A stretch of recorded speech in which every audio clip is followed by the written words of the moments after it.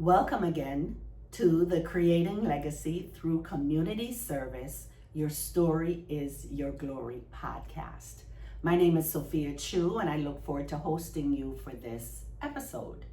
Today, we're going to meet Devonte, a transplant from Barbados to Metro Detroit. He came here for college. He actually graduated from Michigan State University with a bachelor's in electrical engineering.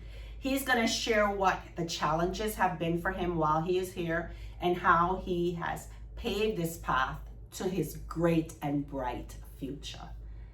But while you wait for his story to start, I'm going to ask you, please make sure that you are subscribed to our channel. We ask you to continue to share our stories, to like our videos, and to leave us some positive comments under each video. If you know anybody that you think we should be interviewing or you think would like for us to interview them, you can email me at watchusgrowmi@gmail.com. So stick and stay, and I will see you at the end just to check in on you. Every day I wake up with choices in my hand. I shape the way I move, I choose where I will stand. I don't wait for others to guide what I should do. I lead myself with purpose, with discipline and truth. I lead myself well, my actions show my heart. I lead myself well, responsibility is art. I lead myself well, I lead myself well, my habits keep me strong. Well, good morning. Good afternoon, good evening, good night. No matter where you are in the world, I wanted to make sure we brought you the proper Caribbean greetings. My name is Sophia Chu, and welcome to another episode of Creating Legacy Through Community Service, understanding that your story is your glory. So we're going to introduce you to one of our guests. I think this is actually my third interview that I'm doing this week, so it's like I'm rocking and rolling. Nice. So. But you say you've watched a couple of the videos before, so you kind of understand what this is about. Yeah. So I want you to repeat after me to my guests, right? You need to subscribe to our channel. You need to subscribe to the channel. You need to like our videos. You need to like our videos. You need to share our stories. You need to share our stories. And also leave some very positive comments with the videos to let us know how we're doing, if you think we should be doing something differently, and if you have anybody else that you think we should interview, you can send them this video or you can have them email watchusgrowmi@gmail.com. So now we're going to take this opportunity to ask this young man to introduce himself to you. So what we normally do is you have to tell them your full government name, all your name, your first name, your middle name, and your surname. Yep. And then if you have any nicknames or, something interesting that your family or your friends call you. Yeah, okay, for sure. Yeah, again, thank you for having me. So my name is Devonte Coppin. I have, I guess, a couple of pet names that people call me back home because, all Caribbean people have their pet names. Back home, I guess my friends and family, they call me Vonti or Tay. That's like my nickname. Tay. Yeah, so Devonte, Tay. Yeah. So that's a nice spin on it. Yeah, so this is just a few nicknames that I have back home. But what's your favorite? I like Vonti. Vonti? Yeah. Vonti sound more grown up. Yeah, it sounds. Yeah, right. Tay sounds like a little pet name Yeah. for like a child. Sound like a child. Yeah.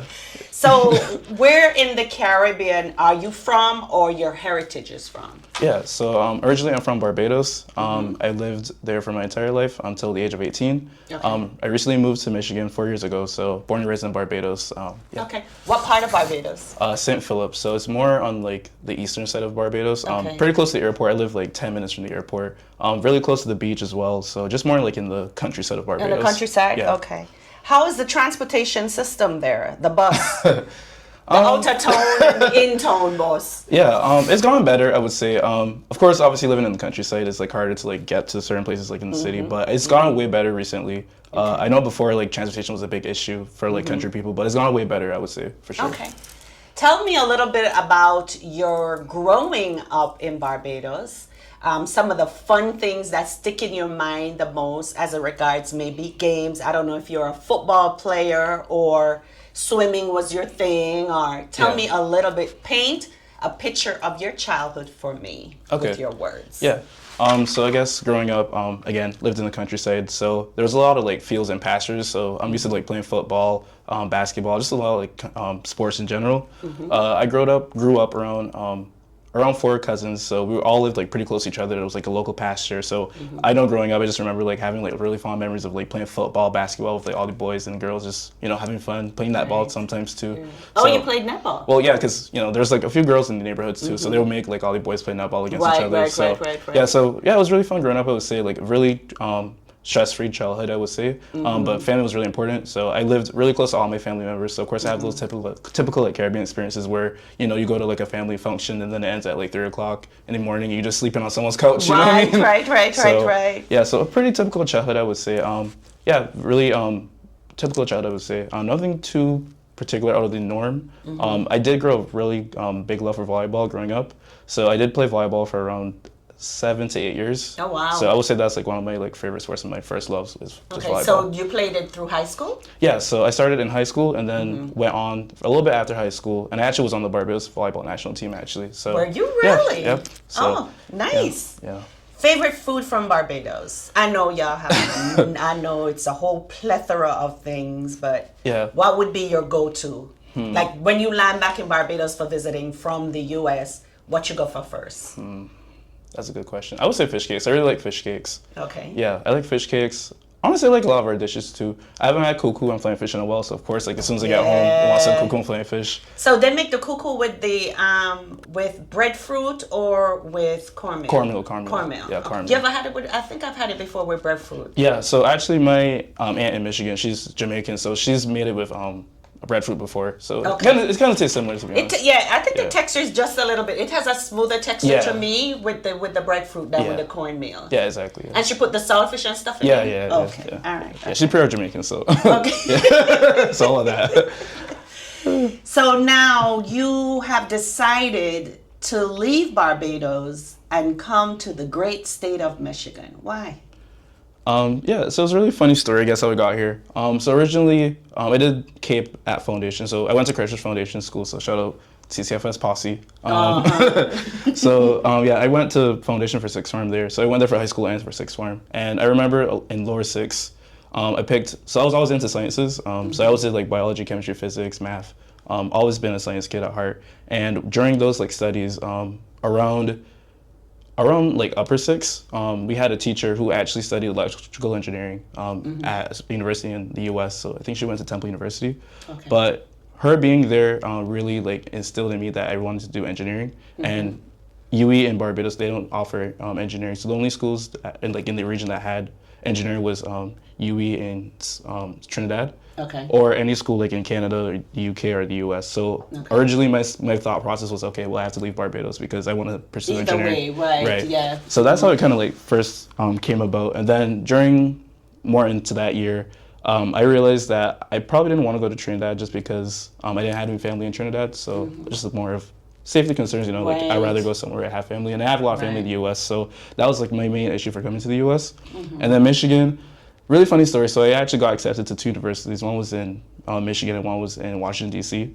And I know my mom, she was like the main deciding factor of me coming to Michigan because I have a lot of family in Michigan. My uncle, aunts, and cousins, they're all from Michigan. So she was like, oh, well, you went to school at Michigan. You gotta come to Michigan. So she was very like, you going to Michigan, and that's the end of that. Yeah. So that's how I ended up here. But I'm really happy that I came here. Really love Michigan. It's very different, I would say. I like completely different from Barbados. We're going to do a comparison in a minute. How often do you get back to Barbados? You've been at school 4 years now? Yeah, 4 years. Yeah, recently graduated too. So okay. How often did you get back home? Oh, listen, every chance I could get. Like winter, I don't waste time. As soon as school finished, I going back home. Like I still stress. Actually, there was one time I think sophomore year. I think I literally finished. I had one exam on Monday. Literally Tuesday, I was out. Like I can't even call. I can't even call here. I out. So that being said, tell me a little bit about your family that's here. Yeah, so my uncle lives here. So he first originally came to New York when he moved to the U.S.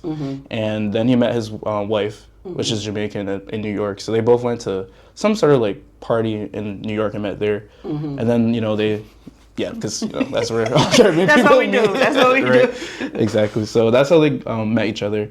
And then they had their first kid in New York. And then she went to medical school. So she got accepted to like a couple places around the U.S. One of them was in Michigan, so MSU particularly. Okay.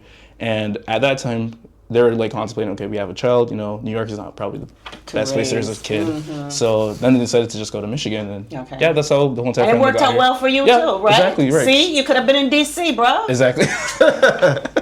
So yeah, everything kind of worked out, but that's how they originally got here. And then I also have a lot of family like in Florida, for example, in New York too. But obviously, I guess my uncle's like the closest family I have. So yeah, is he related? Yeah, he's related on your mother or your Mother's father's side, on your mother's mother's side. side. Yeah, Okay. yeah. Are you an only child? No, I have a sister actually, younger sister. She's 20. She turned 20 a week ago. Why are you telling our age? So sorry. Telling the woman's sorry, Sleazy. business. Sorry, Sleazy. But yeah, younger sister, she's 20. She actually studies at University of the West Indies back home, and she's doing biology and chemistry. So the whole entire family's like into sciences. Into sciences. Yeah. How did you find school here? Because you went to Michigan State. Yes, please. Yeah. Okay. Yep. Go green. How did you find school here? I would say I really did enjoy my time at Michigan State. I would say originally coming here, like my first year, like it was pretty hard. I would say just because you're transitioning into like a new area, the climate different, the temperature different, cultural differences. Exactly. Like a lot of things are just happening at once. Right. And then also I'm doing engineering too, so it's like a very demanding degree. So it's just like everything was just being dumped at me at once. So I would say the first year it was pretty challenging, but of course there was ups and downs. Getting to meet new people as well, like people from all over the world, that was really cool. Like I've met some cool people from all walks of life, and it's just crazy because I feel like I would never have that opportunity in Barbados. So that was really cool. And yeah, just saying like first year was definitely probably the hardest, but I've gotten used to I guess living in such an area and just like having to be out of your comfort zone a lot. And that's one thing college has taught me as well, and just being here and being from the Caribbean because there's not much. Yeah, it's different. Yeah.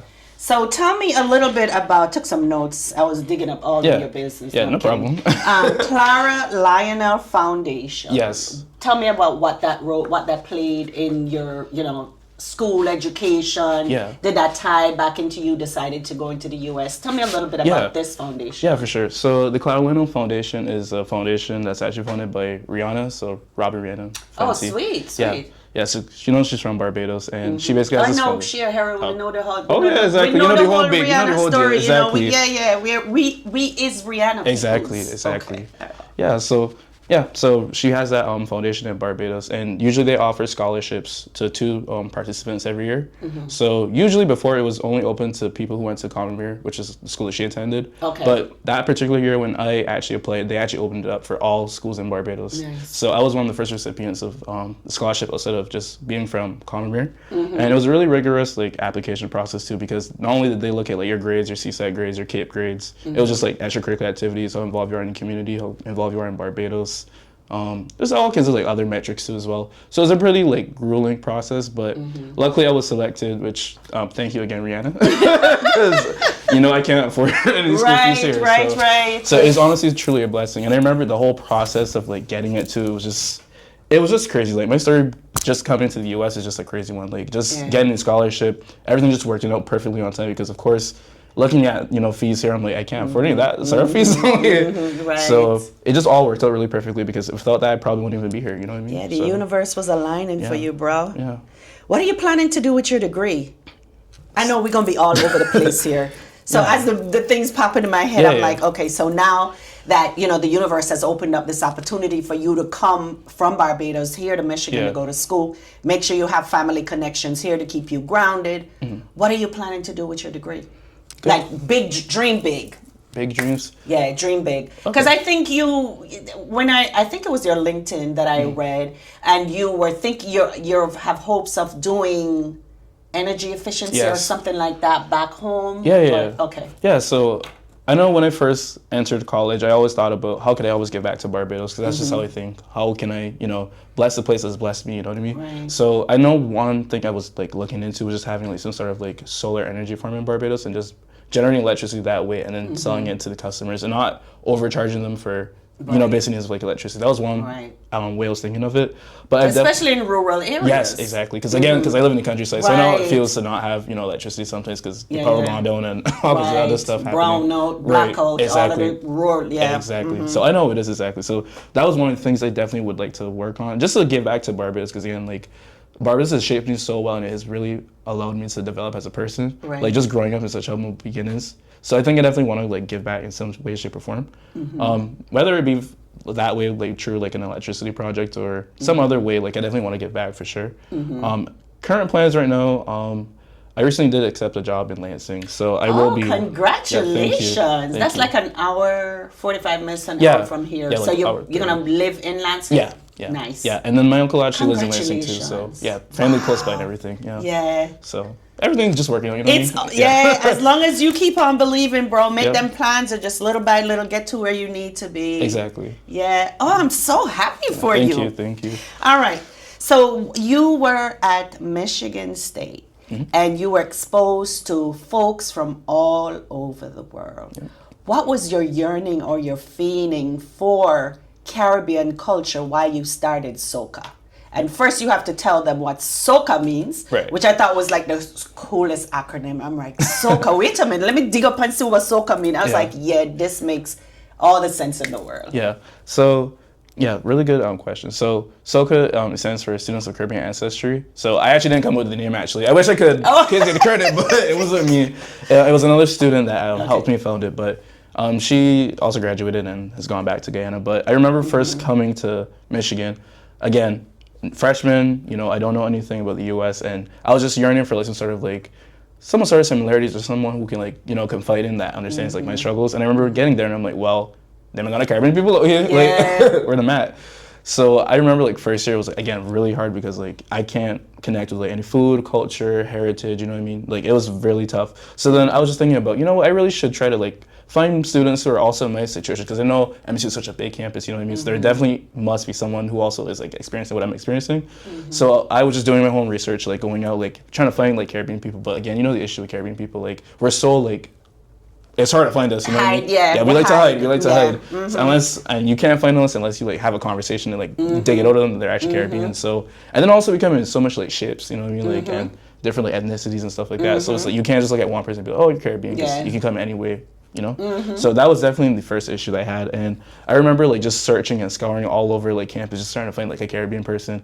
And this one guy that I met, he is in the business. So wait a minute. So your school, there was nowhere like the student admissions had a roster or any data collected? So I actually went to them too. Okay. And they were like, oh, we can't give student information, which I understand. Like they can't give that information. So it was pretty hard to find students who are actually like from the Caribbean because they can't just give out who is from the Caribbean. And then the ones who were born in the U.S. have Caribbean heritage. On their thing, it just says U.S. It just says, yeah. So that was another issue. That's one of my issues too with us as Caribbean people trying to get data as to where we are, even to come up with how much money we spend, right? We need that data. Where are they located? Where do they live? What's their zip code? What kind of careers are they in? So we can kind of track that. So when you're looking for sponsorships, you say, well, our spend is $5 million in the city of Detroit, so we need you to sponsor us because you'll have access to that information. Exactly. But it doesn't exist. Hard. It's really hard. So nothing you can really do about that too as well, because it's like that's just you how have to go knock on doors. Right, exactly.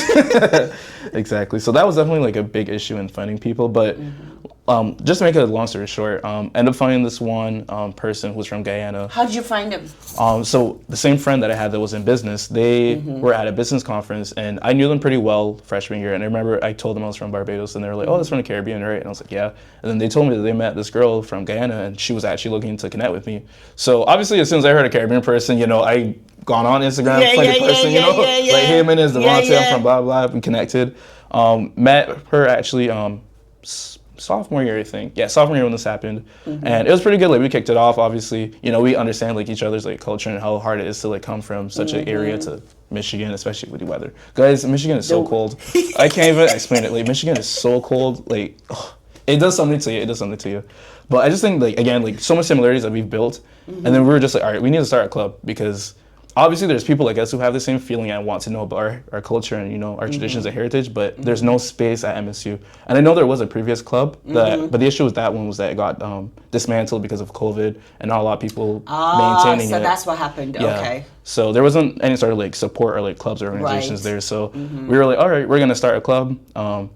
Go through all the legal processes like through MSU and have this like organization just for people to come fight and have a space to represent their culture and to have a space to feel connected and seen. So that's what we did. We started S.O.C.A. So it's me. What year were you when you started S.O.C.A? So officially off the ground last year, so 2020.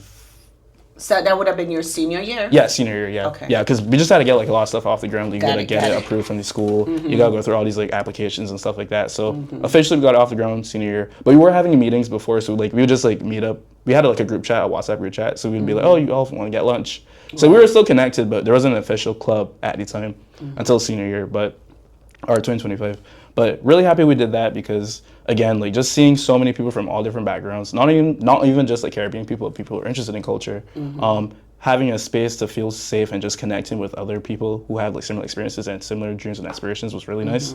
And just learning about other people's like cultures and heritage, because I myself, I can't claim to be a Caribbean, like know it all. I don't know everything about every single country and like tradition. So even being in that space, like I learned so much about other people's like countries and cultures. So it was just a really nice like feeling to just start something so meaningful to me, because again, I'm really passionate about Caribbean culture, and I think it really developed like coming to Michigan, not having that sort of like space. You don't have it, right? When you're waiting, you always feel and need and yearn for what you don't have. When you had it, was like no big deal. Yeah. But once that part of it is taken away from you, I think that's when you want it the most, right? Correct. So how is S.O.C.A doing?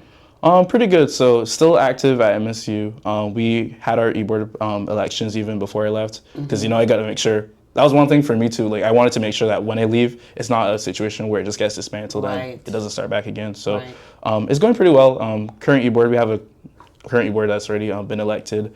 They've all been in the club before, so they all understand, I guess, where we left it off and where we want it to go. Oh, good. Because it's still, because obviously there's still because that's one of the things I was going to ask you. Because to me, that's a part of your legacy building, right? Yeah. You started this organization because there was a need for it, and then you've grown it to this point, and now you're handing it off to somebody else, understanding strategically this is what we're trying to do. Yeah. Right. So how do you stay connected to them now to make sure that one, the mission and the vision that you guys have put in place still stands, or if it needs to be amended, there's a holistic conversation to make sure you're still serving the people.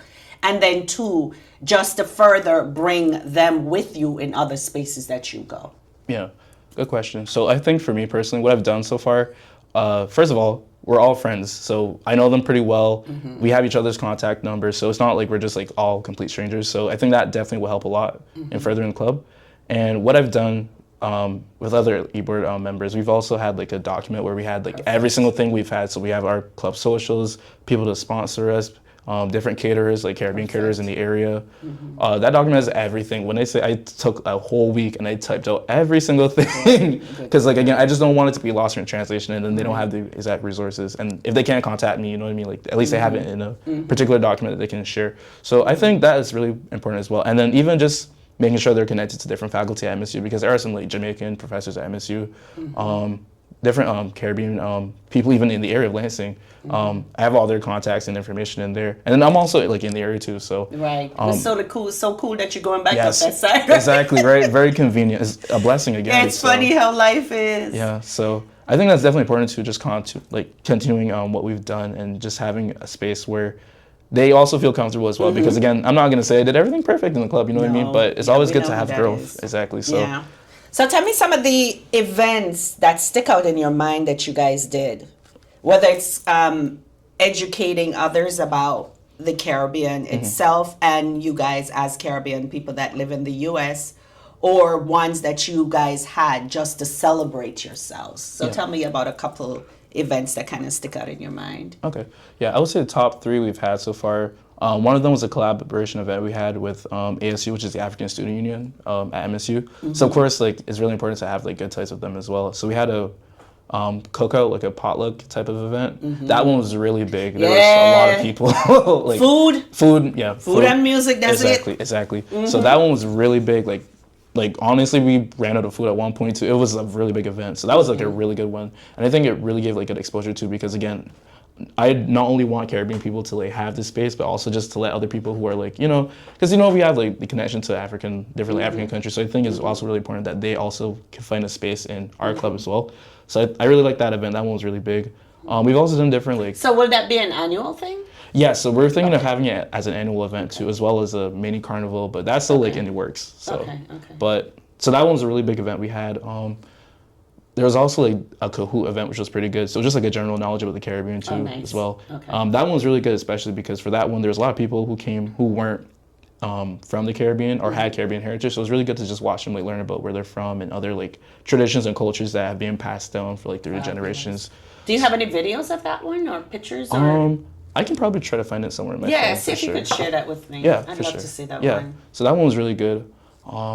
And then we've also done other like fun events as well, because I think for us as like a first year club, we were just focusing on, first of all, getting membership and people who are engaged in the club. So we've done other like fun like little events. So there was like a movie night, a games night. So when you say movie night, you're showing a Caribbean movie? Yeah, okay. so again, because we want the club not only to be about bringing Okay. people together, but just also like educating them about the Caribbean as well. So yeah, we've done all kinds of events, but I think for sure the cookout one was really big. The Kahoot, like Caribbean, get to know the Caribbean thing, that's what it's called. That one was really big too. And the games night was pretty big. So we had like all kinds of like games for the Caribbean. We had like Chinese skip. I know in Jamaica they call it something different. I don't know. Yeah, we call it Chinese skip. Oh, Chinese skip too? Yeah. Okay, yeah. So we had like Chinese skip, Ludo. Dandy Shandy. Yeah, yes. Oh, yeah. Is it Ludi, I think? Ludi. Yeah, that Ludi as well. Dominoes, probably. Yeah, of course, dominoes. Yeah, yeah, lots of dominoes. What else?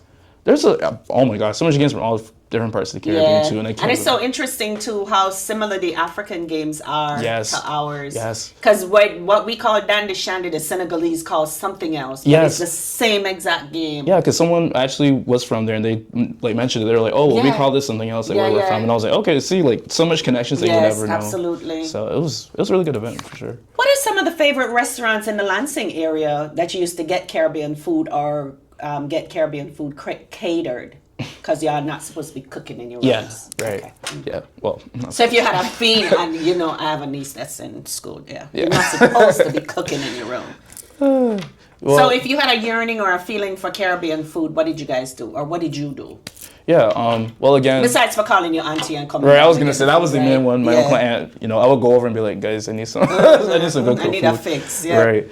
But besides that, there's a few catering options in Lansing. Specifically, there's Char's Jerk Chicken, which opened up in Meridian Mall, like probably, I think, maybe sophomore year or freshman year. I never heard of them. Yeah. Okay. Yeah, so it's in the mall, actually. Okay. Yeah. It's Jamaican owned. The owner's Jamaican. I've met them once. Okay. But I've gone there like 3 times probably. But just because it's a little bit further from campus, so I don't go there all the time. So that was like the main one we would usually cater from or get the option to cater from. Okay. And then there's also a bunch of like food trucks. So most of them are food trucks. Food trucks, right? Yeah. Can't remember half of them off my name, but there's like a lot in the area. So but yeah, a lot of food trucks honestly, and like I feel like every single year a new one pops up. So so. And then some of them too, right? Because sometimes there's this one called Jamaica Spice LLC.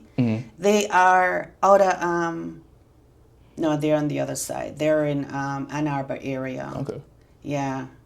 I'm trying to think if Lansing. No, I can't think of anyone's in Lansing. Yeah, just a lot of food trucks. Food trucks are popping up like crazy now. I think it's one of the most economical way to have a restaurant and have a mobile restaurant, right? Yeah. So you can go pop up somewhere and sell some food and go somewhere different the next day or something like that.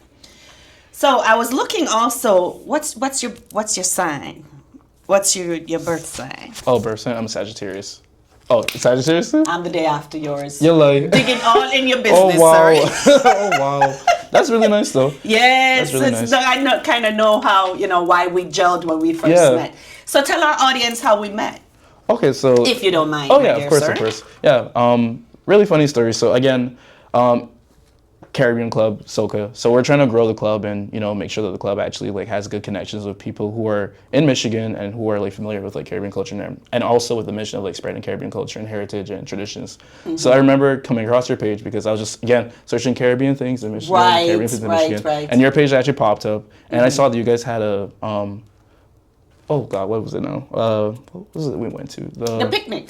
Picnic, yes. Yeah, so I saw the picnic and I was like, all right, you know what, I have to go. And even though at the time I was in Berrien Springs, which is like a little bit close to like 2 hours and 45 minutes, close to 3. So I was like, even though I live this far right now, I gotta go because like I want to meet people, I want to actually like connect and make sure that our club like builds a good connection. So I'm really grateful that I did that, and meeting you as well, because like honestly you're such an amazing person, and like just seeing like how passionate you are about this type of stuff is just like, it brings like actual like tears to my eyes for real, because like thank you. Like I see myself in you as well, like a lot. I'm like, here so to help much, you. So I am here to help you because I want S.O.C.A to grow Yeah. and to stay, because of what happens sometimes, you know, once the school gets somebody passionate to get the organization together, and they get members and stuff like that, and then the passionate leader leaves, and then it fizzles, right? Yeah. So just staying connected to make sure that they know that even if you're not there, we're here to support them. So it's more than just the school. We have an entire community here to support them. Yeah. So how was the picnic for you? Oh, it was amazing. Honestly, best picnic I've ever been to. Like, it was so good. It was so good. And like, I think what was really cool about the picnic too was just like the fact that just seeing how many like Caribbean people there were in like Metro Detroit. Because again, like in my head. And that's not even the half of them. For real? Oh wow. That's not even the half of them. Yeah, because like even again, like being in Lansing again, you don't really see like Caribbean people. You see 1 or 2 here and there, but just like seeing all of us and our phone numbers, I was like, wow, like we outside her, you know what I mean? So that was like really like eye-opening to me, just to like see how much people were like from the Caribbean. And so many different countries, right? Yes, exactly. Like so many people from all over the place, like all over the Caribbean too. There's actually like a Bajan couple too. That was really surprising to me, because I hear thinking now like there's probably like 5 Bajans in Michigan. No, man, so, it's like they used to have their own organization, but I'm so glad you had a chance to meet Les. Yeah. He's one of the elders from way back when, you know, I mean, great guy, represents his country so well. And then Hazel, his wife. Yeah, and I love nice. how they just took you under their wings. Yes, it was so amazing. Yeah. Well, I love them. And actually, it was so funny too, because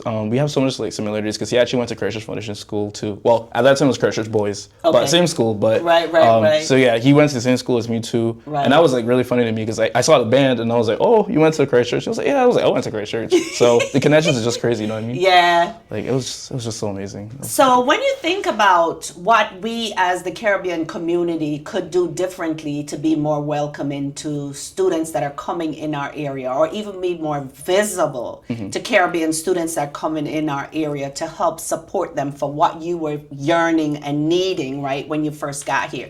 Just somebody, if you needed to vent, I can't believe they don't understand me, and this and that and this and that, even if it's just from a language standpoint, right, or a cultural standpoint. What can organization like ours do to be more visible when you guys get here? That's a good one. Well, I think again it just starts with being open, first of all, because I mean a lot of people's like first interpretations that if they're not from a specific area or cultural like identity, that they're not gonna go to it, and like because they just think that they won't be accepted. But I think showing them that we're open and actually willing and able to like teach them and learn them and just be involved in the culture, I think that's the first like important thing. Because again, a lot of people at face value, if they're not from a specific place, they're not going to want to go to it. So I think that's like the first thing, just showing them that we're very open and willing and receptive to different cultures and different identities. I think that's like the first important thing for sure. And I think also like once you get them into there, just show them how similar as well that our cultures are as well, because a lot of cultures are actually very similar than you might think. They are the same culture. Exactly. And I think even like a lot of like African cultures as well, I think that's very like important to even emphasize as well, because a lot of us, obviously, you know, the transatlantic slave trade, all like we have a lot of history and culture with them. So I think even showing them like, hey, this is how we do it, but also this is how similar it is to your culture, is also very important for having that sort of like bridge between different languages and cultures. So I think that's also really important too. I think those are like my 2 important things, just having open space where they feel accepted to join, and then showing them. But how would we even reach them so they know that we exist? I think you can go all kinds of different ways. I think social media is really important as well. I think social media is really important, especially nowadays. But they have to be searching for it though. Just like you were looking for it and found it. I think it's really hard. You actually made a good point. I think it's really hard to just come across it, but if you're actively searching for it, I think it will pop up. Which also then leads and begs the question: how can we become more visible so that people, you know what I mean? Yeah. Which is a good question. I honestly don't know how we can get there, but I feel like there is a way. We just gotta try to find a way. If you don't mind, pose that question to your current board, you know, and see how they feel. Like, should we make ourselves more visible at the universities? Yeah. Where, you know, if we tap and we see, okay, well, they're having a a welcoming day, this particular day, can we get invited to it? Yeah. You know, as an organization, can we get invited to it? So folks that are there from the Caribbean know that we're here. Yeah. You know what I mean? Yeah. I think that's definitely one thing we want to like improve this semester. I think that was one thing I mentioned to like the president and vice president. I think just how we outreach is like really important, especially on campus. And I think one thing they will, I can't say I because I'm not part of it now, but that they will hopefully But you will guide them. Yes, but I will guide them, of course, is that just reaching out to different communities at MSU to have like different sponsorship events.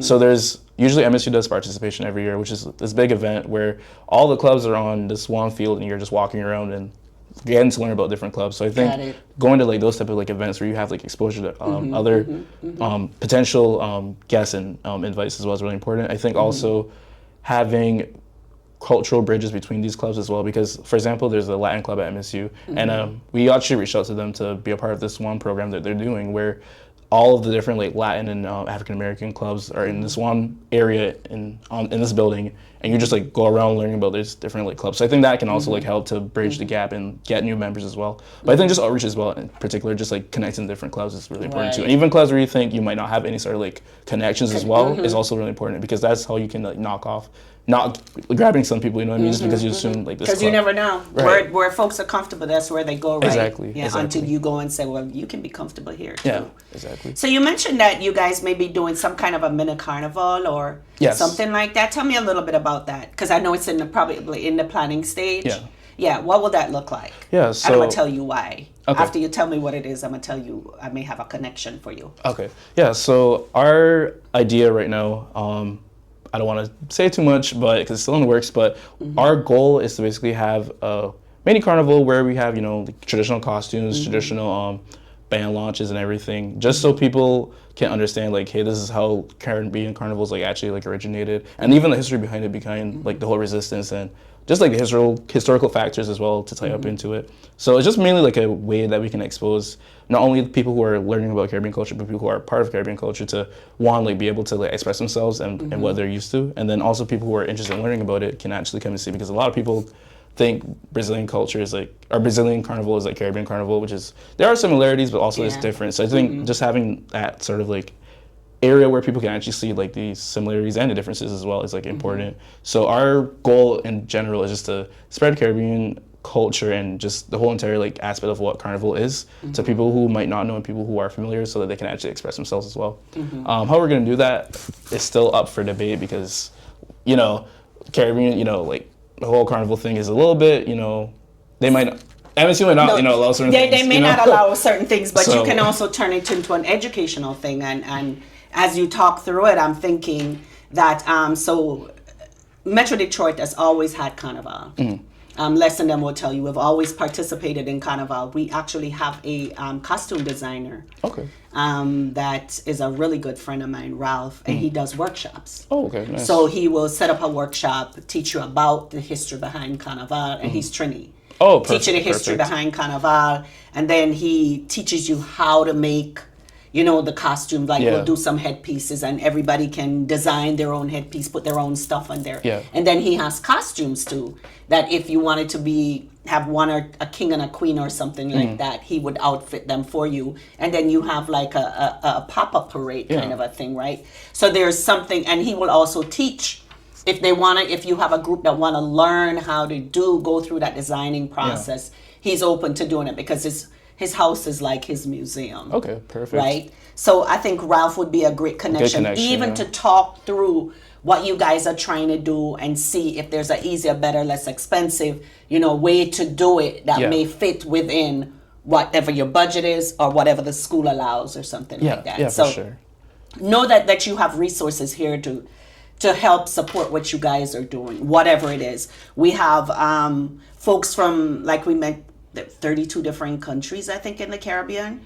We have somebody from every country here. So when you think about Nevis, St. Kitts, Trinidad and Tobago, Jamaica, Barbados, the Bahamas, Antigua, Anguilla, Dominican Republic, Haiti, you know what I mean? We're all here. So if there's ever a need for even cultural exchanges, or they want to learn about what Caribbean people have been doing here in Michigan, You know, so there's that connecting point too. Yeah. You know what I mean? We have those resources. So bear that in mind even when you're maneuvering the space, the work area that you're in, if there's folks there, because you know Caribbean people out in the workspaces, we hide. Yeah. You know, we code switch. Yep. But always bring your authentic self forward. So whoever is supposed to meet you will meet you. Yeah, and never sure. hide the fact that you're Caribbean. Yeah. You know, I think one of the disservice that we as parents do to our children is not teach them who they are fully and allow them to be themselves fully. So I'm super proud of who you are and who you're going to be and how you express yourself and how you were willing to come out and say, I don't even really know these people, but it looked like it's going to be a good time and I'm going to take a chance on them. Yeah. So thank you for doing that. Yeah, and again, thank you for everything you've done so far too. And it's my pleasure. So I want you now to tell our audience a little bit about if they wanted to reach out to you to talk about S.O.C.A or support the work that you're doing, your hopes and dreams, those kinds of things, how would they be able to get in touch with you? Whether it's your old people use Facebook still. So whether it's your Facebook, your Instagram, some people use TikTok. I know you're on LinkedIn, you know, so if there's any way that we want to learn more about you and support you, how do we do that? Yeah, for sure. I think probably the main way I would say to reach me is probably just by LinkedIn. Is probably like the best way I would say it. The most professional. The most professional. Yeah, as an engineer. But if you're reaching out as a Caribbean person now, you can go to his IG page. Exactly. So I would say LinkedIn. Again, my LinkedIn is just my regular name, Devonte Coppin. I would say outside of that, if you want to reach our club social, the Instagram page is MSU S.O.C.A. So MSU and then S.O.C.A. And I would say if there's any other like way you want to like connect with me besides LinkedIn, my Gmail also I can give that out too as well. It's Coppin Devonte, so COPPINDEVONTE 21@gmail.com. And again, like I'm open to all kinds of like options as well. Like, even if you want to just talk about the future of the club, joining the club, I'd be really happy to speak to you. Okay. Well, thank you so much for your time, my dear. I hope you enjoy your stay here in Michigan. Thank you. In spite of the weather. Yes. No, I was just thinking about winter coming up, and I was like, oh gosh. And now that you're downtown, maybe for the next couple of days or so, I don't know if you have spent a lot of time actually because where you're staying is close to Hart Plaza and the Spirit Plaza.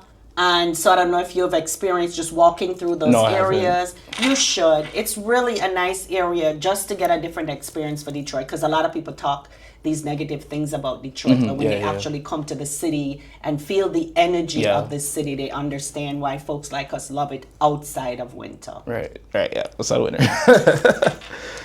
So I'm going to allow you your final closing words or parting words, and then we'll close out. Okay.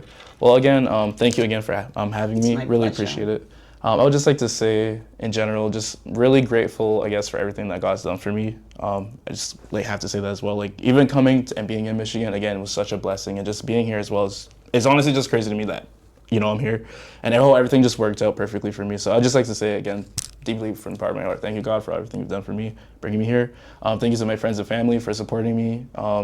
Again, you guys know how hard this journey has been for me to be here, and just like the love and support you guys have given me constantly is just amazing, and I really do appreciate it.